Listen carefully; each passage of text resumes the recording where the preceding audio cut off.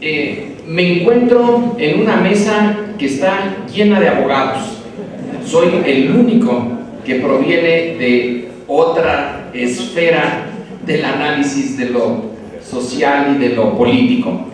Quiero ponerles a ustedes de manera muy simple una idea, y es que en esta materia del petróleo hoy está en juego la naturaleza del nacionalismo mexicano, porque este nacionalismo moderno se creó por accidente, si se quiere, pero se creó al lado del proceso que lleva al petróleo a su nacionalización y a lo que es hoy. Tenemos 15 minutos, es complicado esto, discúlpenme si voy a ser un tanto simple, pero voy a tratar de resumir lo que es mi visión de cómo se ha transformado nacionalismo y petróleo y cuál es la disyuntiva en este momento. Cuando por primera vez se declara que el petróleo es propiedad no de la nación, sino de los particulares, es en 1884 con el gobierno de Manuel González, el final del gobierno de Manuel González, el inicio del porfirismo. Quiero creer que entonces no se tenía idea de la importancia que tenían los hidrocarburos, que se hizo de una manera inocente para realmente iniciar una nueva industria que no existía en México. Cuando al final del porfiriato se ratifica esta privatización de lo que está abajo de la superficie en materia de hidrocarburos, ya no hay mucha inocencia, porque ya están las empresas petroleras operando en México.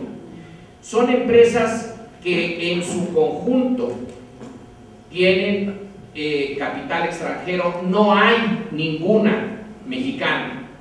Es una situación muy peculiar. Ahí está concentrado el capital externo en la explotación de un recurso natural que entonces se empezaba a ver ya como importante, y justo en ese momento en que las empresas ya tienen su presencia en México y ya están extrayendo petróleo en cantidades más o menos significativas, justo en ese momento estalla la Revolución Mexicana. Es una coincidencia, pero esta coincidencia va a tener efectos. La primera vez en que se chocan los petroleros y el nuevo gobierno es por impuestos, es por qué hacer con la renta petrolera. Ahí está el origen de la constante pugna entre petroleros y gobierno, petroleros apoyados por sus propios estados y un gobierno que apenas está tratando de entender cómo va a funcionar en el futuro, que es el de Madero, es el impuesto.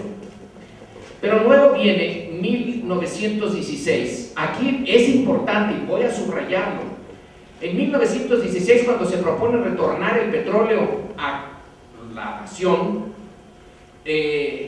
vía el artículo 27 en su párrafo cuarto, no hay una movilización nacional, no es la sociedad, no es el pueblo el que está detrás de esta idea, es la clase política, y en realidad es un puñado de políticos el que propone e introduce esta idea y la lleva a cabo. No estaba pensada la nacionalización del petróleo, fue algo de muy poquitos. Entonces, este es el punto de partida, la recuperación del control de la propiedad original del petróleo por el Congreso Constituyente es obra de la clase política. El pueblo no está presente en eso. Estaría presente en última instancia en el tema agrario, en el tema laboral e incluso en el tema de qué hacer con la Iglesia Católica, pero no en el petróleo. Esto va a ir poco a poco, se va a ir introduciendo.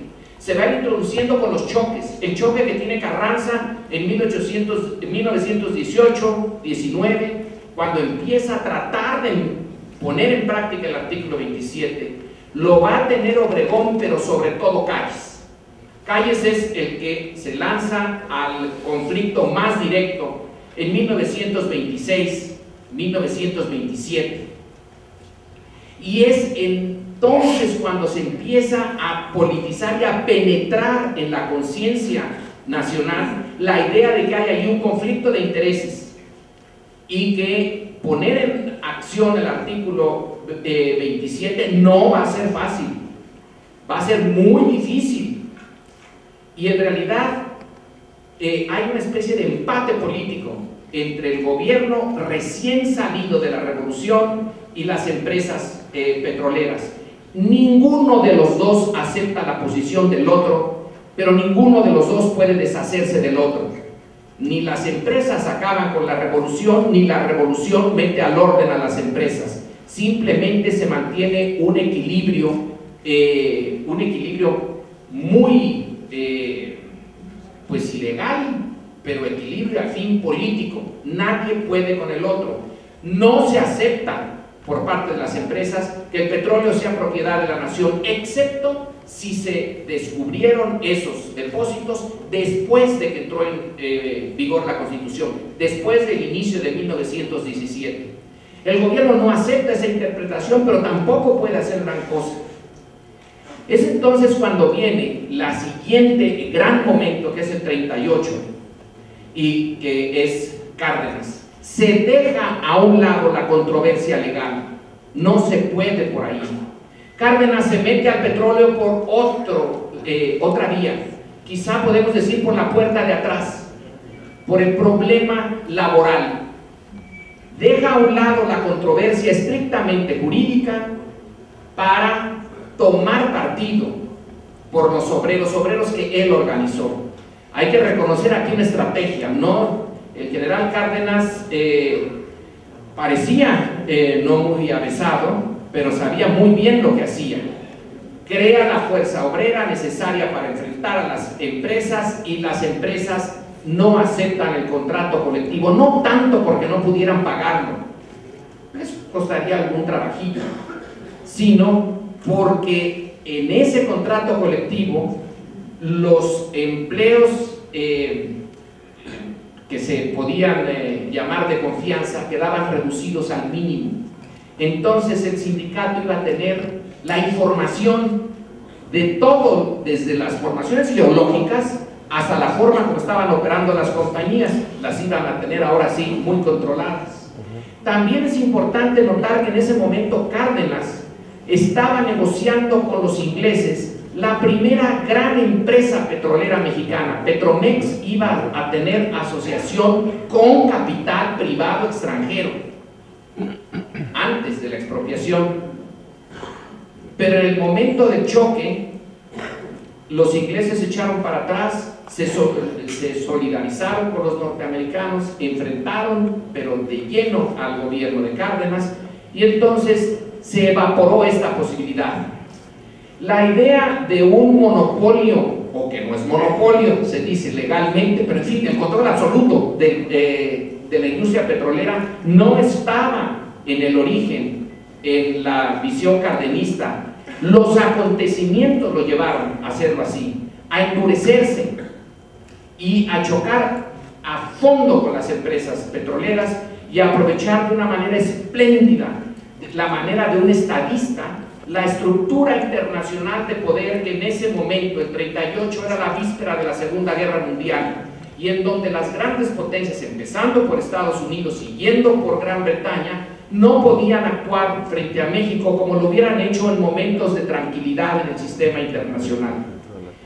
Es entonces, con la expropiación, cuando se une realmente el nacionalismo mexicano, un nacionalismo que abarca ya no nada más a su clase política o a una parte de la clase media, sino permea hasta las clases populares, cuando se tiene su mejor momento. Es el petróleo el que le hace, el que sirve de catalizador al nacionalismo mexicano. Es entonces cuando se mete a la ecuación a lo que se llama la masa, el pueblo, la mayoría, etc.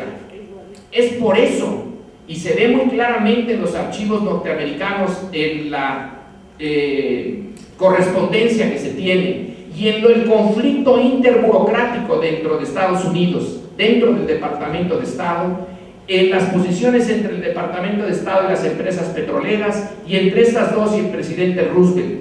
No se puede enfrentar de manera tajante y violenta a Cárdenas porque tiene el apoyo popular.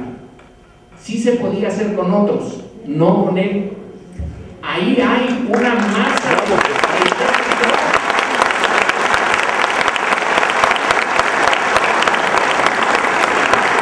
No era el ejército mexicano el que iba a defender el caso necesario, la decisión del gobierno.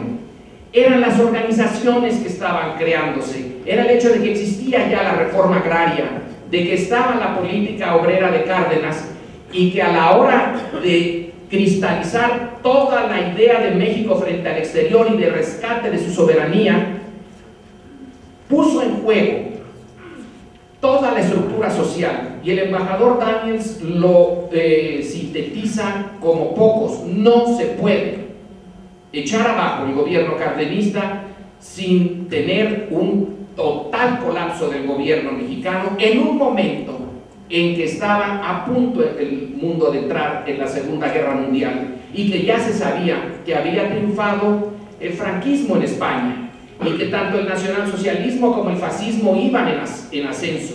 Entonces, la mejor defensa de esa decisión en México no fue su fuerza armada, no fue sus estructuras políticas y legales, fueron sus estructuras sociales, fue la relación establecida por el presidente Cárdenas con el pueblo mexicano.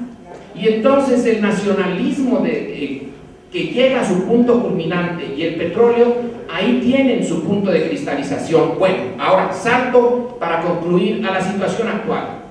Señalaba yo que es la clase política la que empieza todo el tema del petróleo, no es el pueblo, no hay una demanda de un pueblo que pues, no había llegado ni siquiera a la revolución industrial. ¿Cómo iba a saber realmente cuál era la importancia del petróleo? Lo sabían los pocos, pero luego llega a los muchos. En este momento del 2008 es otra vez una parte de la clase política la que decidió por sí y ante sí que va a modificar la naturaleza de la industria petrolera para bien del pueblo y para bien de Pemex y para bien de todos. Es bien claro, se está extrayendo la renta petrolera para mantener el gasto corriente y entonces se quiere traer al capital externo para en un solo momento tener el pastel y comérselo, poderle extraer a Pemex todo y traer a la vez capital externo. Pero ese momento es eso, es un momento. En el largo plazo se está entregando una parte importante de la industria petrolera, de la renta petrolera al exterior, porque no van a ser capitales mexicanos. Y aunque fueran, da lo mismo. El punto es a quién se va a dar.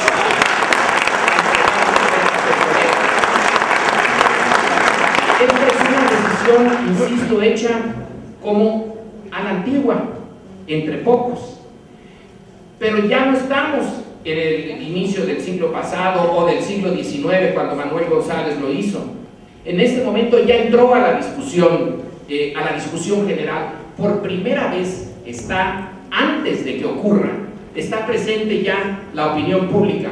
La otra vez, la de la expropiación, la opinión llegó cuando hubo que apoyar la decisión. Ahorita la decisión todavía no se ha tomado y ya hay un nuevo actor en esto. Ese nuevo actor tiene ahora que jugar un papel, pero fundamental. Si no es la movilización social en torno a este problema, obviamente sumando, así como 2 más 2 dan 4, PRI más PAN dan la mayoría. No hay forma de evitarlo en el Congreso tal y como está ahora. Pero si entra otro actor político, social, que es esa cosa que usamos mucho, muy amorfa, pero que sí tiene al final muchas caras, que es el pueblo, el ciudadano. Entonces, ahí es donde